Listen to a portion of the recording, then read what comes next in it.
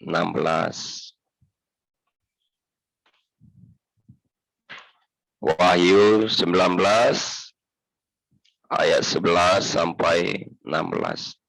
Kita baca bersama-sama. Hitungan ketiga, 1, 2, 3, ya. Lalu aku melihat sorga terbuka. Sesungguhnya ada seekor kuda putih, dan ia yang menungganginya bernama Yang Setia dan Yang Benar. Ia menghakimi dan berperang dengan adil. Di atas kepalanya terbanyak mahkota, dan padanya tertulis suatu nama yang tidak diketahui seorang pun kecuali ia sendiri. Dan ia memakai jubah yang telah dicelupkan dalam darah, dan namanya ialah Firman Allah. Dan semua pasukan yang di sorga mengikuti dia. Mereka menunggang kuda putih dan memakai lenan halus yang putih bersih. Dan dari mulutnya keluarlah sebilah pedang yang memukul segala bangsa. Dan ia akan mengembalakan mereka dengan gada besi. Dan ia akan memeras anggur dalam kilangan anggur, yaitu kegeraman murka Allah yang maha kuasa. Dan pada jubahnya dan pahanya tertulis suatu nama, yaitu Raja segala raja dan Tuhan di atas segala Tuhan. Haleluya. Shalom. Shalom. Ya. Di belakang Mama Francisco siapa? Mama Dikan ya. Oke. Di belakang Indah siapa ini?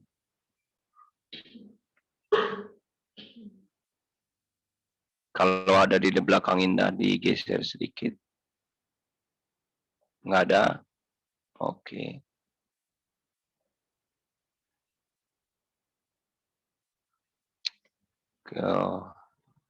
Eka-nya nggak jadi ikut. Dimana? Ikut. Pakai WA. Oke. Oke, shalom semua.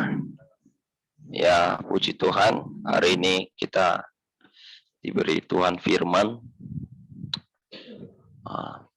Firman ini sanggup mengubahkan kita. Amin. Ya, firmanlah yang sanggup mengubahkan kita. Dan Tuhan mengembalakan umatnya dengan firman.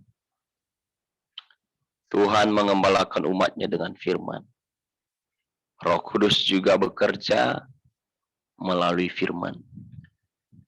Tuhan nggak pernah keluar dari firman. Jadi apa yang dia firmankan, itulah yang benar. Bukan perasaan kita benar. Bukan pikiran kita benar.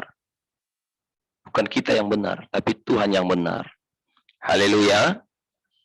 Ya, jadi oleh karena itu kita mengikut firman. Mengikuti firman, menyamakan hidup kita dengan firman. Amin. Amin. Ya. Hari ini kita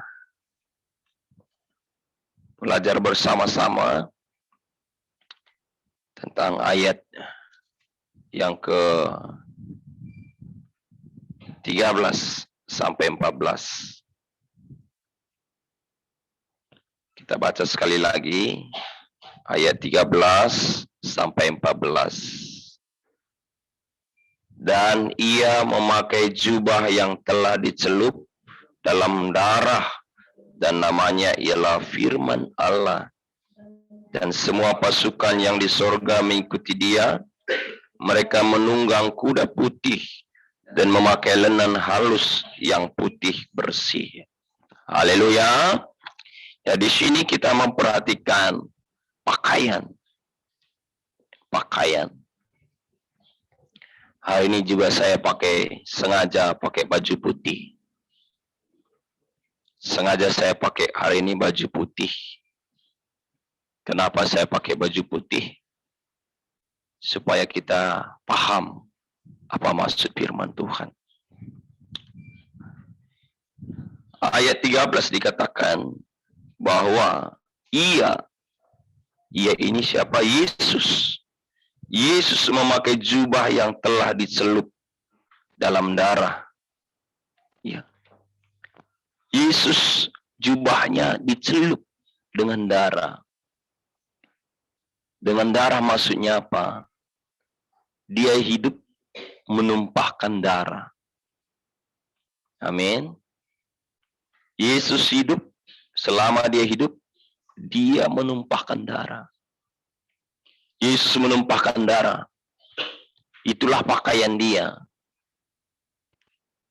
Yesus selama dia hidup, dia menumpahkan darah. Apakah Yesus mau menumpahkan darah? Dia juga mau bernegosiasi. Kalau boleh, lalukanlah cawan ini. Tapi janganlah kehendakku. Nah, kita perhatikan di situ. Apa yang dikatakan Tuhan Yesus, itu juga menjadi ukuran dalam hidup kita. Yesus pun menumpahkan darah. Dan waktu dia menumpahkan darah, bukan kehendak dia lakukan. Ya. Di dalam Yohanes pasal 10 dikatakan seperti ini. Yohanes 10 bahwa Yesus memang benar-benar menumpahkan darah. Yohanes 10 ayat 11. Akulah gembala yang baik. Gembala yang baik memberikan nyawanya bagi domba-dombanya. Amin. Ya ini memang benar-benar Yesus menumpahkan darahnya.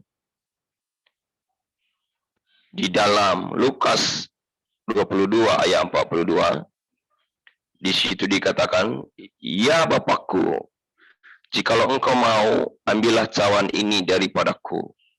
Tetapi bukanlah kehendakku, melainkan kehendakmu lah yang terjadi. Haleluya.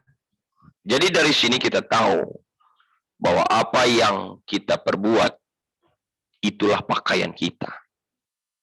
Amin. Ya. Apa yang kita perbuat, itulah pakaian kita. Yesus berbuat pengorbanan, pakaiannya pakaian darah. Yesus mengorbankan nyawanya, pakaiannya merah, bukan putih. Di sini dikatakan pakaiannya merah, bukan putih. Bukan warna ungu sekarang ini, bukan warna ungu. Biasanya pakaian raja itu warna ungu.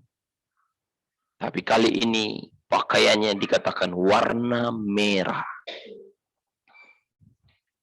Jadi perbuatan-perbuatan yang dilakukan, itulah pakaian kita.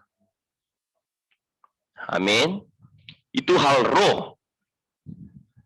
Apa yang kita perbuat, itu pakaian kita. Yesus berbuat kematian, pakaiannya merah. Yang dicelupkan, katanya. Dicelupkan dengan darah. Dicelupkan dengan darah. Nah, ini. Rupanya di dalam roh, apa yang diperbuat, itulah yang menjadi pakaian. Inilah peraturan sorga. Peraturan sorga, apa yang diperbuat orang, itulah yang menjadi pakaiannya. Jadi kalau orang itu tidak hidup untuk Tuhan, makanya benarlah firman Tuhan, kamu telanjang, tak punya pakaian, katanya. Pakaian itu apa? Ya, kita melihat. Ya, tadi ayat yang ayat yang ke-13, Yesus berpakaian merah. Ayat 14 dikatakan, dan semua pasukan yang di sorga mengikuti dia. Mereka menunggang kuda putih dan memakai lenan halus yang putih bersih. Pakaian mereka warna apa? Putih. Putih. Haleluya. Putih. Dikatakan di situ, Yesus pakai baju merah, keluar. Dan pasukan yang di sorga mengikuti dia. Pasukan yang di sorga ini siapa? Orang-orang kudus. Amin. Orang-orang kudus. Siapa orang-orang kudus? Orang-orang yang ditebus oleh darah Yesus dan mengikut Yesus. Haleluya. Kita katakan sama-sama, mengikut Yesus. Mengikut Yesus. Jadi orang yang pakaian putih ini adalah orang yang mengikut Yesus. Mengikut Yesus. Kenapa bisa pakaian mereka putih? Karena selama mereka hidup di bumi, mereka mengikut Yesus. Sehingga perbuatan-perbuatan mereka itu dianggap sebagai pakaian mereka. Kita lihat apa sih kain lenan itu? Ayat 8. Kain lenan dikatakan, dan kepadanya dikaruniakan supaya memakai kain lenan halus yang berkilau-kilauan dan putih bersih. Lenan halus itu adalah perbuatan-perbuatan yang benar dari orang-orang kudus. Amin. Jadi perbuatan-perbuatan yang benar itu, apa sih perbuatan-perbuatan yang benar? Perbuatan-perbuatan mengikut Yesus. Haleluya. Dan itu menjadi pakaian mereka. Pakaian mereka. Kenapa saya katakan pakaian mereka? Karena belum tentu pakaian putih itu menjadi pakaian kita. Karena belum tentu pakaian putih itu menjadi pakaian kita. Kenapa belum tentu pakaian itu menjadi pakaian kita? Kita harus lihat perbuatan kita hari ini. Apakah kita mengikut Yesus? Coba lihat kiri kanan, apakah mengikut Yesus? Ya. Kemarin saya berdoa, hati saya sangat susah. Kenapa susah?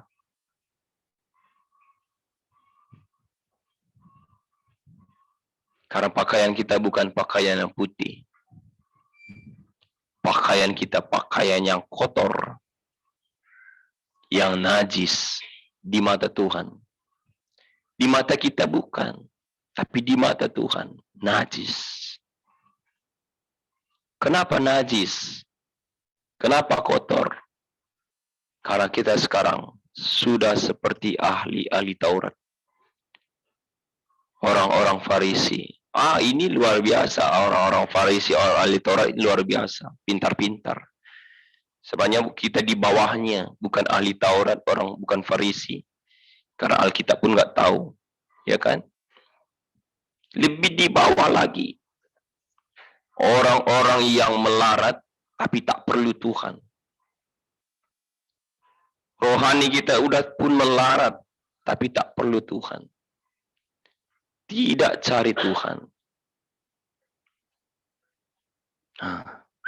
Pakaian mereka putih dan mereka mengikuti Yesus. Ini menjadi ukuran kenapa pakaian mereka putih. Karena mereka mengikut Yesus. Kita ini mengikuti Yesus atau bukan? Bukan. Perasaan kita mengikuti Yesus. Perasaan kita mengikuti Yesus. Bukan. Kenapa bukan?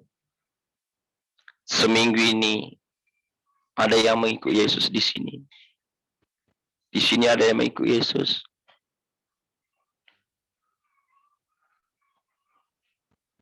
Kalau saya sendiri pun menilai bukan. Ya bukan. Kenapa bukan? Semua hanya berdoa, beribadah sesuai dengan jadwal. Ada jadwal ibadah, baru berdoa. Ada jadwal kegiatan-kegiatan ibadah, baru datang. Inilah. Makanya di mata Tuhan pakaian kita najis, kotor. Pakaian agamawi. Pakaian agamawi. Mengikuti Yesus itu gimana sih? Pribadi-pribadi. Amin. Pribadi-pribadi. Yesus pun mengikut Bapaknya, dia pribadi. Yesus tidak pernah tidur di Yerusalem. Dia selalu keluar dari Yerusalem. Kalau seandainya pun dia pergi ke Yerusalem, dia tidak bermalam di Yerusalem. Kenapa? Di sana kegiatan ibadah begitu banyak. Kegiatan ibadah begitu banyak. Ahli-ahli Taurat, orang Farisi begitu banyak. Kita bandingkan kehidupan kita dengan kehidupan Yesus. Kita ini seperti orang-orang Farisi, berdoa, teriak-teriak. Dan ada juga yang nggak teriak, karena nggak bisa berdoa. Ini lebih aneh. Berdoa, teriak-teriak. Setelah itu, tidak cari Tuhan. Inilah kehidupan orang Farisi. Kehidupan orang Farisi itu bagaimana? Penuh dengan kegiatan agamawi saja. Penuh dengan kegiatan-kegiatan agamawi saja. Ya, ketika katakan hari Senin berdoa, dia berdoa. Selasa berdoa, ya berdoa. Setelah itu, tak ada. Orang Farisi pun begitu. Mereka penuh dengan ibadah. Tapi kita lihat Tuhan Yesus tidak pernah tidur di Yerusalem. Artinya dia tidur di mana? Keluar daripada Yerusalem dan cari tempat berdoa. Haleluya. Cari tempat berdoa. Minggu ini cari tempat berdoa atau tidak? Tidak. Berbagai-bagai alasan. Minggu ini kan nggak boleh kumpul-kumpul. Emangnya disuruh kumpul-kumpul? Tidak. Disuruh berdoa. Disuruh berdoa. Berdoa itu bukan teriak-teriak begitu, bukan. Hati ke hati terhadap Tuhan. Amin.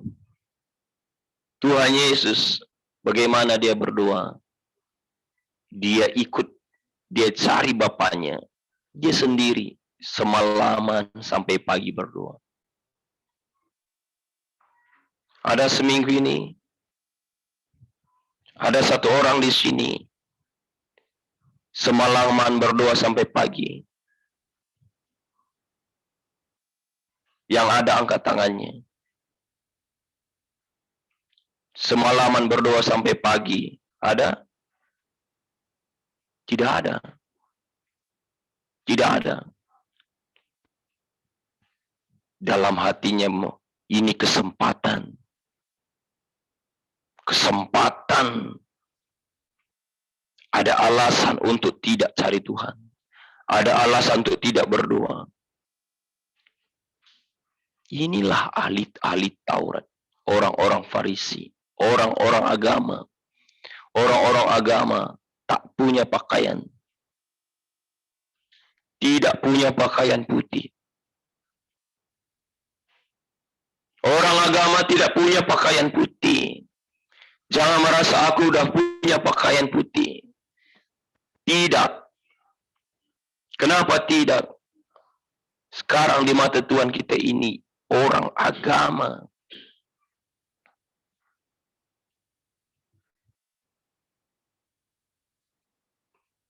Orang agama yang pakai baju hari Minggu saja. Ada juga hari Minggu saja datang. Ini orang aneh. Bagaimana bisa punya pakaian putih orang seperti ini? Gak bisa. Yesus pakai pakaian merah. Pasukan di sorga pakai pakaian putih. Dan mereka mengikut Yesus. Amin.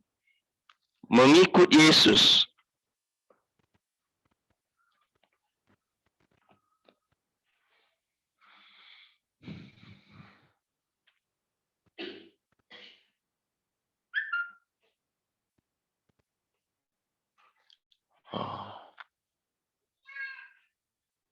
Kita perhatikan ayat 1.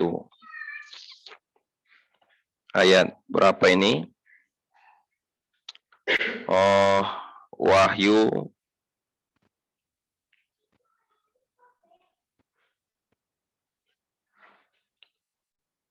Wahyu pasal 3 ayat 3.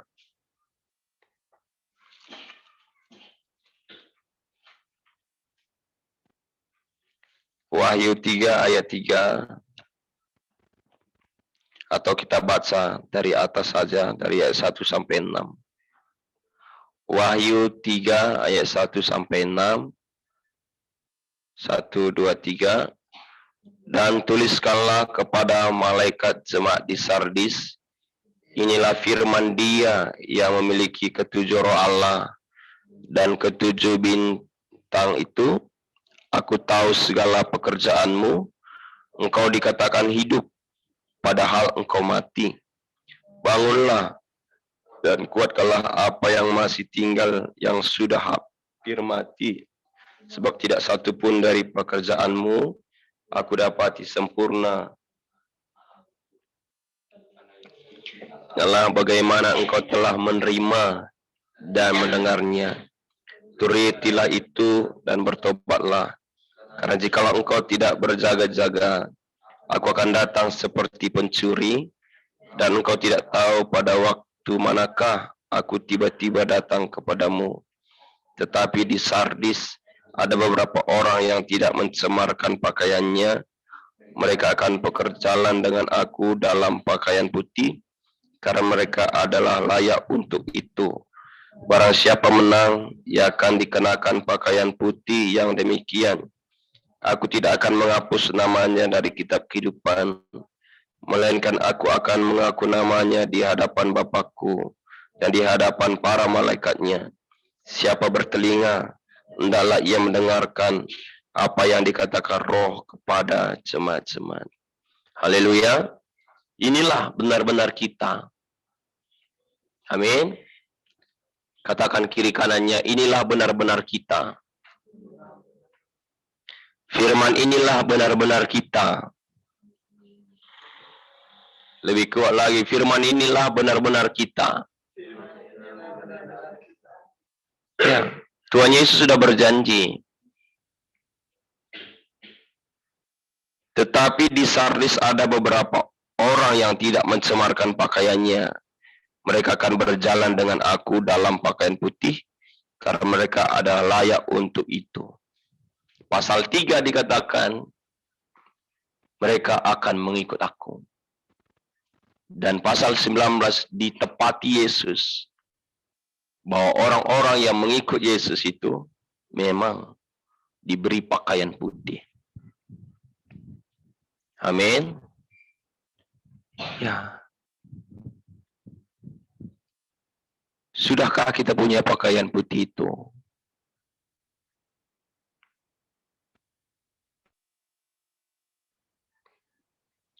Jangan terlalu agak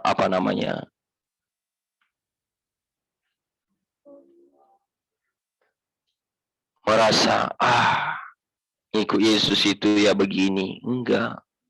Ini semuanya kegiatan-kegiatan saja. Hari ini kita harus benar-benar mengikut Yesus, bukan mengikut agama. Karena itu ingatlah bagaimana engkau telah menerima dan mendengarnya. Turutilah itu dan bertobatlah.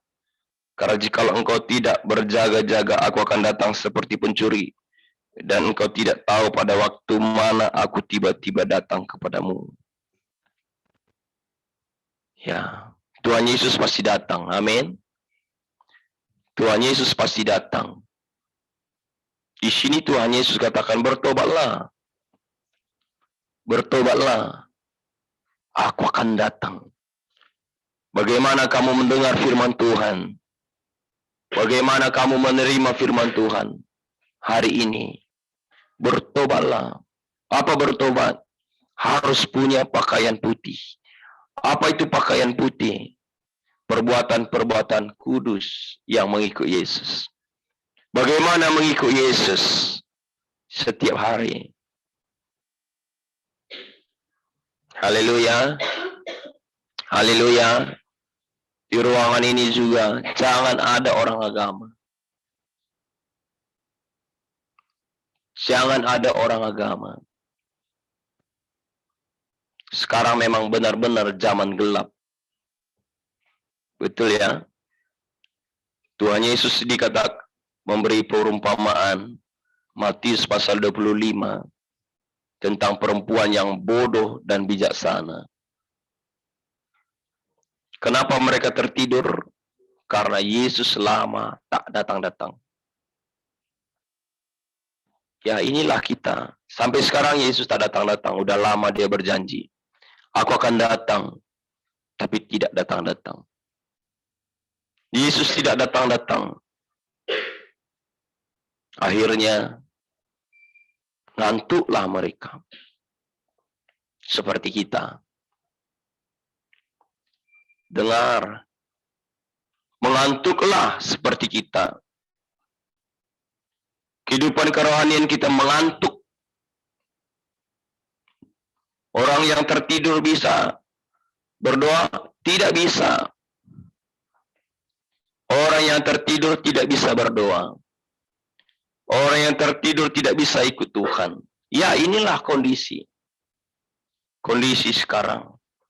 Kondisi gelap. Kondisi tertidur. Betul ya? Kemarin saya udah tanya 2 pendeta. Gimana Pak, Bapak ibadah atau tidak? Enggak. Ya, pendeta saja pun tertidur. Pendeta pun tertidur. Jemaat pasti tertidur. Tapi jangan salahkan. Jangan salahkan sekarang kondisinya gelap.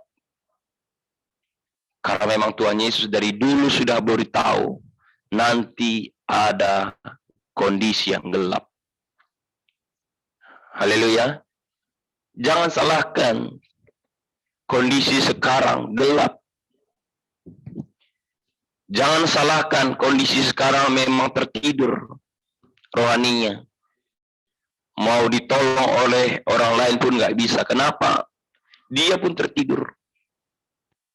Semua orang tertidur sekarang menunggu Yesus. Tak ada yang berjaga-jaga nunggu Yesus. Mungkin 1-2 orang atau beberapa orang. Nggak sampai 1000 orang di dunia ini. Di dunia, berapa manusia, berapa juta manusia di bumi. Mungkin nggak ada 1000 yang menunggu siap-siap, sungguh-sungguh menunggu Yesus. Semua tertidur. Namun di situ kita perhatikan, kita tidak boleh mempersalahkan Yesus kenapa lama datang. Kita tidak boleh mempersalahkan memang. Kenapa gelap? Karena memang Yesus sudah katakan, nanti gelap. Seperti zaman Nuh. Jangan persalahkan. Lampuku udah mau padam. Kerohanianku udah mulai menurun. Kondisi ini semakin susah.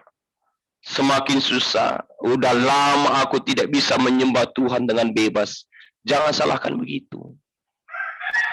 Orang ini nggak bisa menolong aku. Selama ini ketika berdoa, dia terus dorong aku supaya bisa aku berdoa. Belakangan ini tidak bisa lagi. Jangan salahkan itu. Yang menjadi masalah apa? Kamu tidak siapkan minyak. Haleluya. Ya, jangan salahkan gelap. Jangan salahkan orang lain tidak bisa menolong. Jangan salahkan memang Yesusnya lama-lama tidak datang. Jangan salahkan itu karena Yesus sudah sampaikan nanti akan terjadi seperti zaman Nuh. Kondisi yang gelap. Udah Yesus katakan demikian. Seharusnya kalau Tuhan Yesus sudah katakan demikian, kita siap-siap. Karena Tuhan Yesus memberi firman tidak tanggung-tanggung. Dia kasih tahu, 5 bodoh itu tidak menyiapkan minyak. Tetapi yang bijaksana dia menyiapkan minyak. Menyiapkan minyak maksudnya apa? Persekutuan dengan Roh Kudus setiap hari. Sekarang gimana kita? Dalam kondisi yang tertidur ini, dalam kondisi yang gelap ini, kita siapkan apa? Tadi udah dikasih tahu di awal, kita hanya siapkan agamawi saja. Siapkan agamawi saja. Rohaninya kering pun tetap biarkan. Kondisi rohaninya kering pun, kering. Udah tulang belulang seperti orang Farisi yang dikatakan firman Tuhan. Nampaknya kamu di luar dicat putih, tapi di dalamnya tulang belulang. Kenapa tulang belulang? Sudah kering. Rohnya sudah kering. Sudah kering. Inilah orang Farisi, udah tahu pun dia kering, tapi dia balut. Ini aneh kan? Orang Farisi udah tahu dia kering, tapi dia balut lagi. Udah tahu itu kuburan, tapi dia balut, dia cat putih. Seperti kita. Semua hati tahu.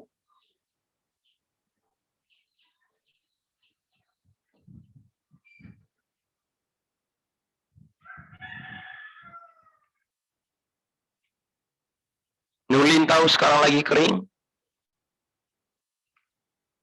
Nulin tahu sekarang rohaninya lagi kering? Tahu. Sherlyn tahu rohaninya sekarang lagi kering? Tahu kan?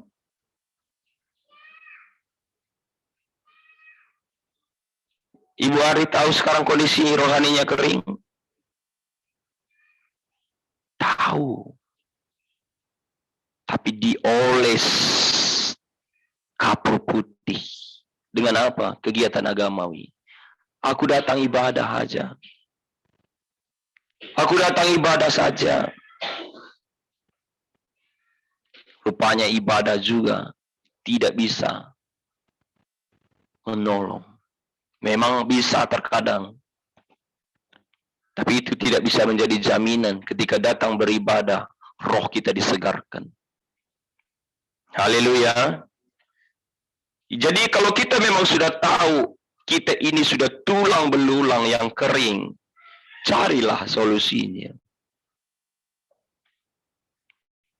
Cari solusinya. Gimana solusinya?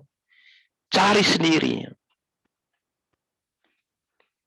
Cari sendiri, jangan terus telanjang, tak pakai pakaian. Tidak punya pakaian roh. Ini memalukan. Tadi dikatakan di dalam Wahyu pasal 3. Aku tahu segala pekerjaanmu. Engkau dikatakan hidup, padahal engkau mati. Kita mengira kita hidup. Ya kan? Kita mengira kita hidup. Aku sudah ini. Rupanya di mata Tuhan kita ini sudah mati. Udah kering. Udah lama kering. Tapi biarkan. Biarkan. Dia aja nggak berdoa. Ini biarkan, aneh. Jangan tunggu. Hamba-hamba Tuhan berdoa dulu baru kamu berdoa. Jangan begitu. Karena setiap orang harus mempunyai pakaian putih. Amin. Ya, inilah masalah kita sekarang. Tidak punya pakaian. Tidak ada punya pakaian putih itu. Bahkan yang lebih aneh lagi, dia pakai pakaian kenajisan. Apa itu pakaian kenajisan? Keinginan-keinginan duniawi ini. Coba kita lihat. Ya, yang tadi semua cerita yang di gereja. Coba lihat cerita yang di luar sana. Yang harus kita injili. Mereka pakai pakaian apa? Pakai pakaian kenajisan. Warnanya bermacam-macam. Ada yang memperbudakkan dirinya dengan uang. Ada yang memperbudakkan dirinya dengan jabatan. Ada yang memperbudakkan dirinya dengan nafsu. Bukankah semua ini kenajisan di mata Tuhan? Kenajisan ini. Indah dengarkan firman Tuhan sungguh-sungguh. Nanti kamu mati. Kamu salahkan Tuhan lagi.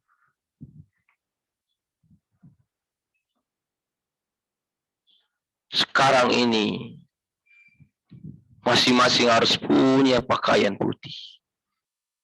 Apa pakaian putih tadi? Mengikut Yesus. Mengikut Yesus itu bukan agama. Jangan salah paham. Memang gereja itu harus berkumpul. Karena kita semua satu tubuh dalam Kristus. Tapi pribadi-pribadi harus jumpa Tuhan Yesus. Haleluya. Saya sekarang bersyukur sekali. Seminggu ini kita nggak ibadah di gereja. Kenapa? Supaya tahu siapa yang agama, siapa yang tidak. Karena firman Tuhan 2 minggu, seminggu sebelumnya, terus Roh Kudus bilang, roh agama. Ketahuanlah sekarang bahwa kita benar-benar sedang melakukan agamawi. Betul? Iya. Datang seminggu sekali. Kenapa datang ke gereja? Orang Kristen harus ke gereja. Inilah agamawi. Ketahuan kamu. Orang yang di sini pun masuk tim. Ketahuan kamu. Jelas ketahuan. Sepanjang malam kamu ngapain? Mungkin sepanjang malam ada yang tertidur kan? Memang malam-malam harus tidur lah. Ya betul. Malam-malam memang harus tidur. Tapi pertanyaannya, kenapa Yesus malam-malam sampai pagi dia berdoa? Karena dia mau ikuti apa yang diinginkan Bapaknya. Haleluya. Haleluya. Ada juga orang aneh, sepanjang malam berdosa. Main HP. Atau ngobrol-ngobrol. Ini aneh. Sekarang waktunya berdoa. Sendiri-sendiri. Ambillah keputusan, aku mau berdoa sampai pagi. Karena siang-siang nggak bisa berdoa kan. Bisa berdoa siang-siang. Kumpul-kumpul pun dilarang. Kalau memang kumpul-kumpul dilarang, ya udah malam-malam kerjakan untuk mengikuti Yesus. Haleluya. Tapi tak ada satupun di sini. Tak ada satupun yang di sini yang mengikut Yesus. Yesus pun untuk mengikut Bapaknya, dia sampai dari malam sampai pagi. Dia berdoa.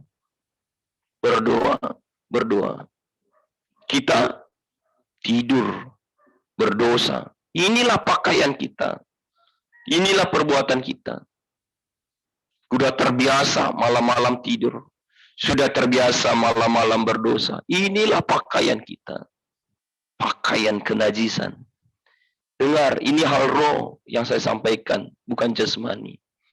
Di mata Tuhan sekarang kita ada yang telanjang. Ada yang tak punya pakaian. Kamu menganggap kamu hidup, padahal kamu mati katanya.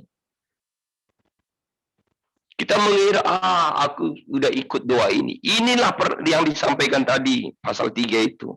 Kamu mengira kamu hidup, padahal di mata Tuhan kamu mati. Dengarlah, siapapun yang menyampaikan firman Tuhan, kenapa tidak percaya itu? Inilah masalah orang Indonesia harus diubah. Firman Tuhan disampaikan. Dengar sebentar, langsung lupa.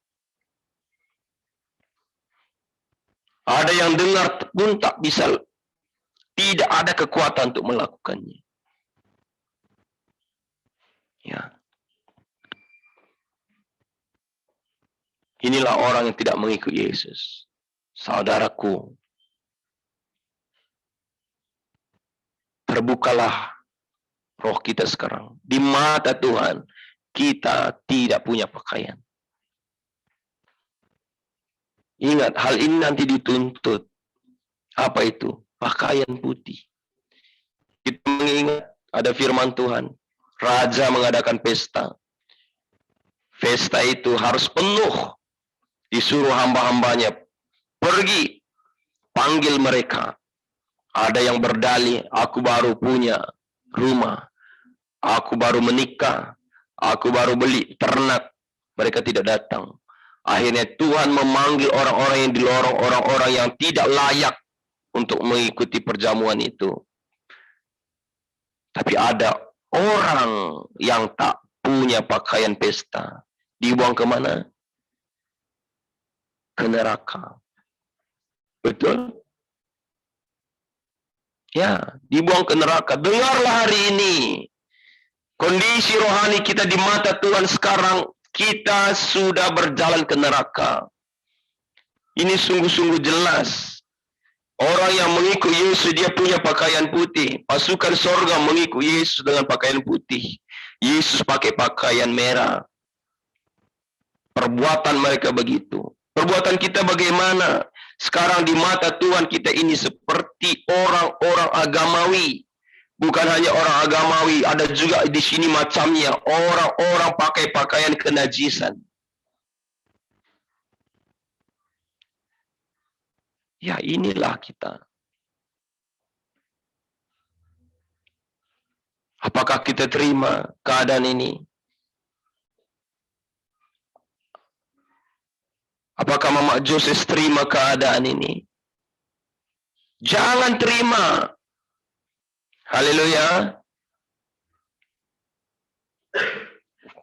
Jangan terima. Rada terima keadaan ini. Jangan terima. Kalau udah telanjang, cari baju. Kalau sudah pakai pakaian yang tidak diinginkan Tuhan, buang pakaian itu. Ini pilihan. Ini pilihan. Kemarin saya sampaikan, waktu kita bagi-bagi kelompok. Karena dulu pernah disampaikan juga, ikan yang mati, ketika ada air mengalir, dia terhanyut oleh air itu. Tapi ikan yang hidup, dia melawan arus itu. Dia melewati arus itu. Inilah ikan hidup, saudaraku. Haleluya. Ya, kondisi sekarang ini menghanyutkan kita, betul-betul menghanyutkan. Betul-betul ini menghanyutkan. Kemarin kita bisa berdoa, sungguh-sungguh bisa curah hati terhadap Tuhan, bisa bebas, lepas setelah berdoa menang. Sekarang untuk itu pun susah. Betul? Ya susah. Rorojat, ya nggak usah kita cerita ini dulu. Untuk mau berdoa, untuk mau menangis menyembah Tuhan pun sekarang susah.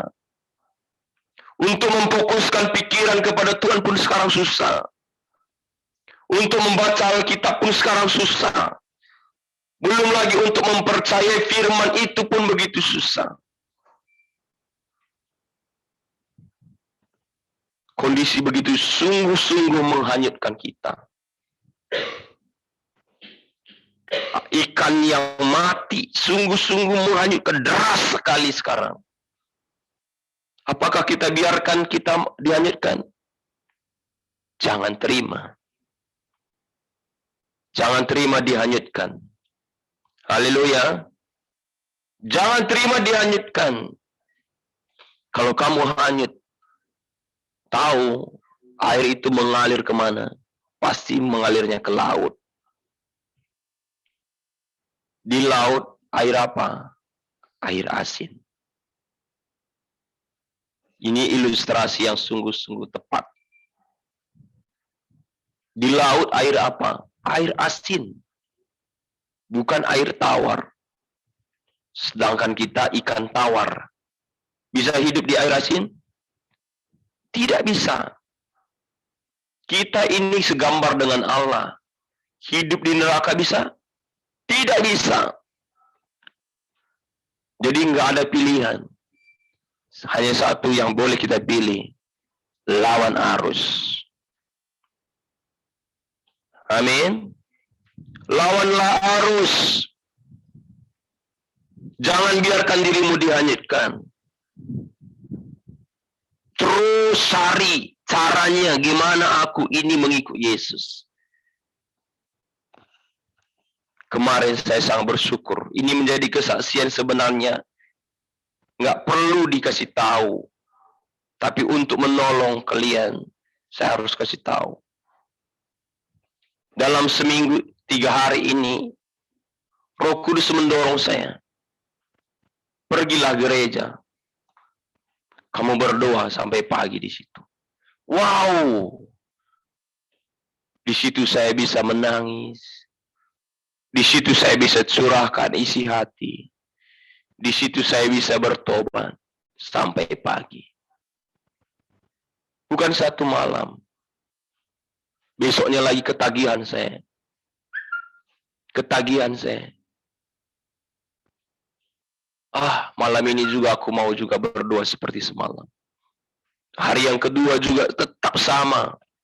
Tuhan tetap menjamah hatiku. Berdoa sampai pagi. Wow, indah sekali.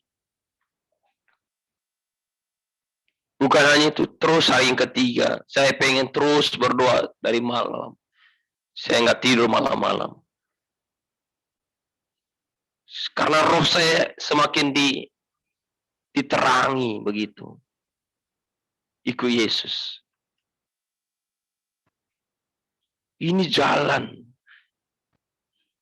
mengikut Yesus. Dan kalian nggak harus memang ikut cara saya ini. Kalian bisa cara yang lain sesuai dengan kemampuan kalian. Kalau memang malam-malam mau berdoa sampai pagi, cobalah. Bisa. Jangan tidur. Orang lain semua udah tidur, mulai di situ berdoa sampai pagi. Memang badannya terbaring, tapi berdoa. Kalau bisa duduk sampai pagi. Wow, luar biasa. Luar biasa. Di situ banyak dikasih itu Tuhan. Oh, dia begini. Kondisi rohaninya begini. Kondisi begini.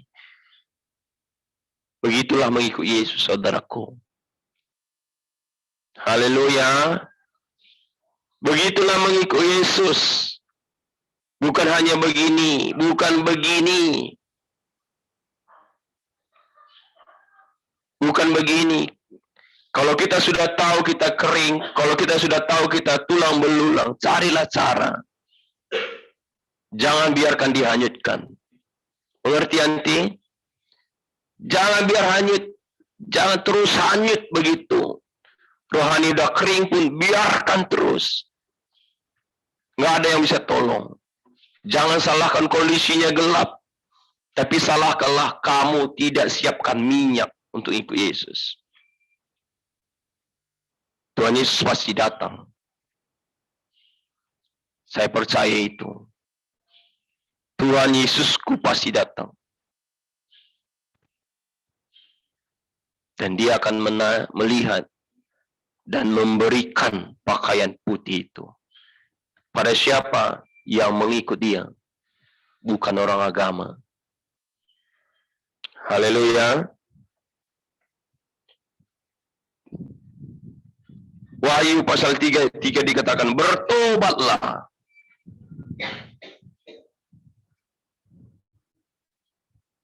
Apa yang harus kita lakukan?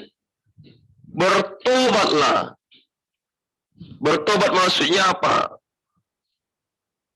Bahasa yang sederhana kita udah sering dengar, berbaliklah. Berbalik maksudnya gimana? Kalau tadinya orang agama berbalik, bertukar, berganti daripada cara itu. Kalau selama ini rohnya tergantung kondisi, berbaliklah, berubahlah, bergantilah dalam cara itu. Kita harus ikut Yesus pribadi-pribadi. Amin. Pribadi-pribadi ikut Yesus. Ini sebenarnya kesempatan. Haleluya. Dalam 2 minggu ini nggak bisa kumpul di gereja. Ini kesempatan emas sekali. Kenapa? Ada firman Tuhan katakan begini. Bagi orang kudus semuanya kudus. Tapi bagi orang fasik semuanya buruk. Saya ulang sekali lagi. Bagi orang kudus semuanya kudus. Tapi bagi orang fasik semuanya buruk. Tapi bagi orang yang mencari Tuhan, kondisi seperti ini pun sangat baik. Kenapa baik? Wow, ini kesempatan. Aku cari Tuhan sendiri. Nggak banyak orang di gereja. Nggak banyak orang berkeluruhan. Nggak banyak orang bising-bising. Aku disinilah kesempatan cari Tuhan. Haleluya. Tapi bagi orang fasik gimana? Kondisi yang baik pun disia-siakan. Disia-siakan saja. Betul atau tidak betul? Sekarang kondisi baik atau tidak? Baik.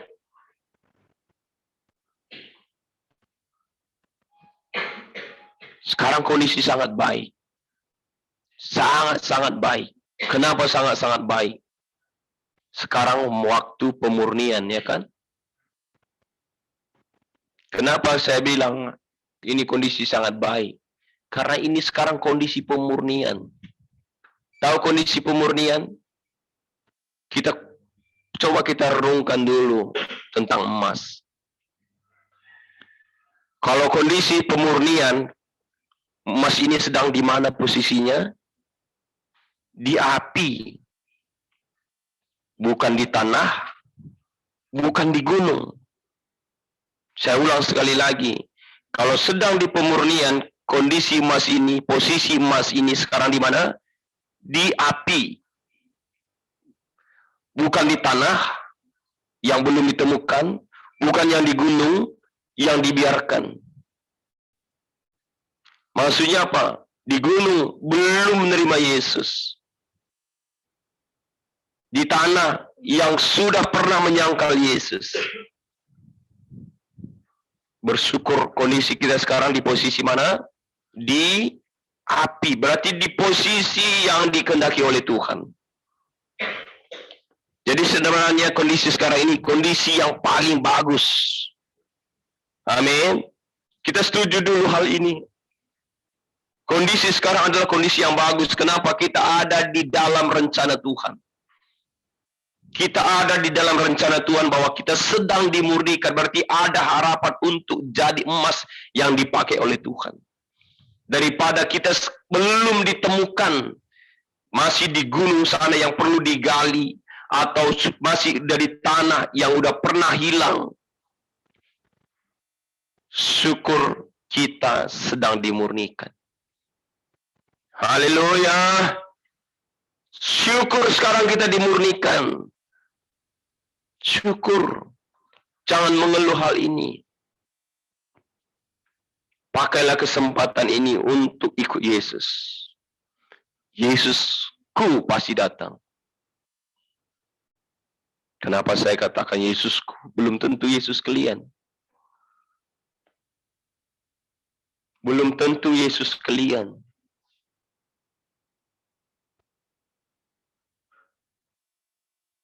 Mungkin Yesus saya sama Yesus ibu-ibu beda. Makanya cara kita mengikuti Yesus beda. Mengikuti Yesus itu nggak boleh separuh-separuh.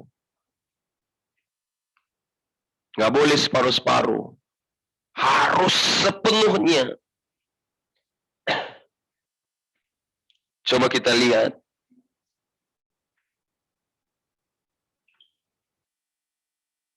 Matius pasal 1, Kores mengizinkan orang-orang Matius pasal 10. Matius pasal 10 ayat 21.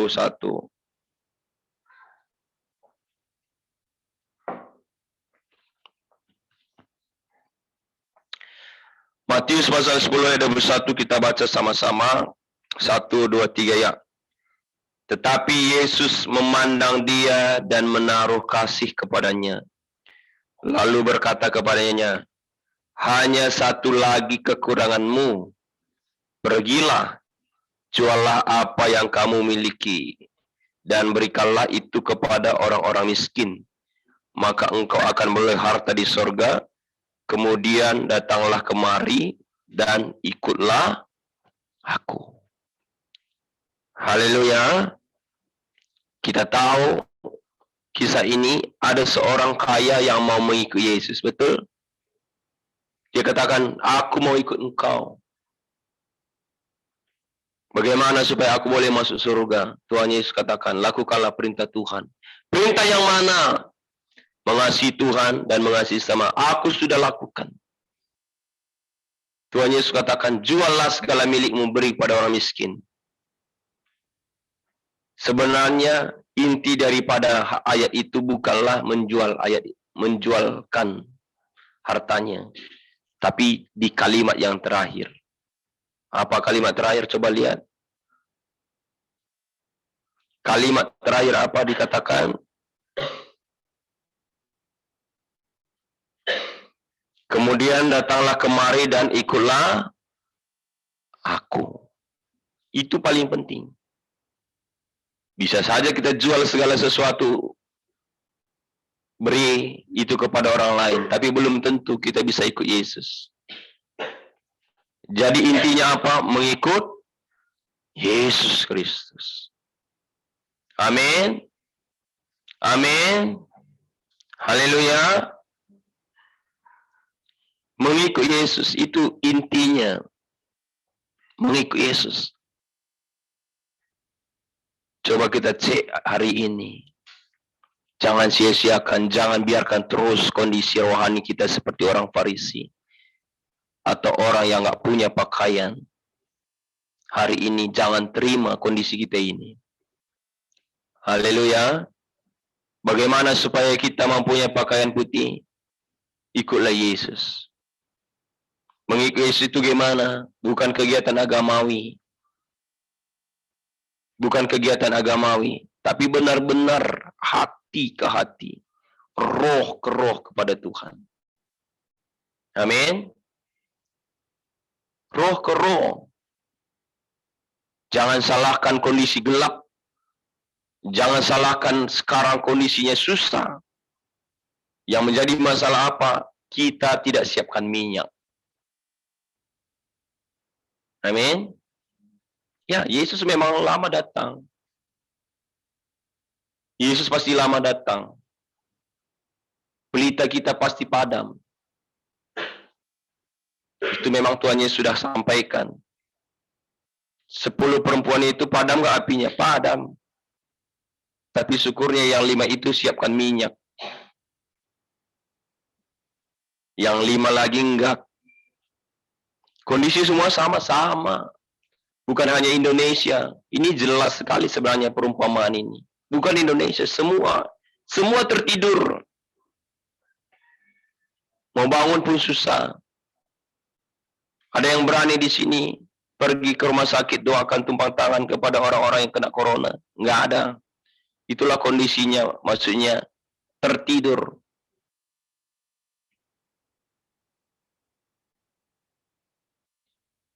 Kita jangan salahkan itu. Jangan salahkan kondisinya memang begini, bangsa ini buat peraturan ini, buat peraturan itu. Jangan salahkan itu. Tapi salahkanlah diri kita ketika kita tidak siapkan minyak untuk ikut Yesus. Amin. Ya. Kita baca kembali Wahyu tadi. Firman ini masuk ke dalam hati kita.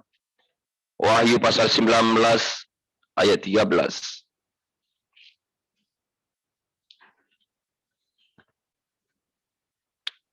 Wahyu 19 ayat 13 sampai 14. 1, 2, 3 ya. Dan ia memakai jubah yang telah dicelup dalam darah, dan namanya ialah Firman Allah. Dan semua pasukan yang di sorga mengikuti dia. Mereka menunggang kuda putih dan memakai lenan halus yang putih bersih. Amin. Haleluya. Sekarang masing-masing berdoa, nggak usah seperti orang agama berdoa. Hatimu ke Tuhan. Hatimu kepada Tuhan. Berdoalah. Jangan biarkan ikut arus. Lawan arus. Lawan arus. Amin. Mari kita berdoa. Tuhan, kami bersyukur buat hari yang mulia ini, buat hari yang kudus ini. Tuhan sangat mengasihi kami, sehingga kami pun diberi kesempatan memberikan persembahan kami sebagai tanda kami bersyukur buat semua anugerah Tuhan, buat semua pengembalaan Tuhan dalam hidup kami. Kami memberikan persembahan minggu, persembahan syukur, persembahan persepuluhan. Kiranya Tuhan memberkatilah. Biarlah Tuhan melihat pengorbanan Yesus. Jangan melihat kesalahan-kesalahan kami. Biarlah Tuhan menerima persembahan ini. Tuhan menerima persembahan menjadi persembahan yang harum untuk kemuliaan Tuhan. Terima kasih Tuhan, terpujilah Tuhan. Tuhan kiranya juga memberkati semua jemaat yang ikut ibadah hari ini. Biar roh kami semakin disegarkan, semakin dimurnikan, semakin kami mengikut Yesus. Kondisi bukan Tuhan, keadaan bukan Tuhan. Tuhan kami adalah Yesus Kristus. Kami harus mengabdikan diri kepada Yesus, bukan keadaan, bukan situasi. Biar kami belajar terus mengikut Yesus Kristus. Tuhan memberkatilah keluarga-keluarga kami yang sakit, Tuhan sembuhkan oleh bilur-bilur Yesus. Aliran kesembuhan mengalir sekarang di dalam nama Yesus. Roh ketakutan kami usir dalam nama Yesus. Kuasa-kuasa gelap yang mau menjatuhkan kami tolak di dalam nama Yesus. Kami berdoa, tutup bungkuslah dengan darah Yesus tubuh, jiwa, dan roh kami. Tutup bungkuslah keluarga kami semua di dalam nama Yesus. Tuhan memberkatilah bapak-bapak. Tuhan memberkatilah ibu-ibu, anak-anak kami, pemuda-pemudi semua. Tuhan memberkatilah yang mau mengikut Yesus sungguh-sungguh. Biar kami melihat orang yang sungguh mengikut Yesus. Tuhan membuat perbedaan. Terima kasih Tuhan, terpujilah Tuhan. Di dalam nama Yesus Kristus kami berdoa. Haleluya. Amin. Amin. Tuhan Yesus memberkati. Ibadah kita selesai.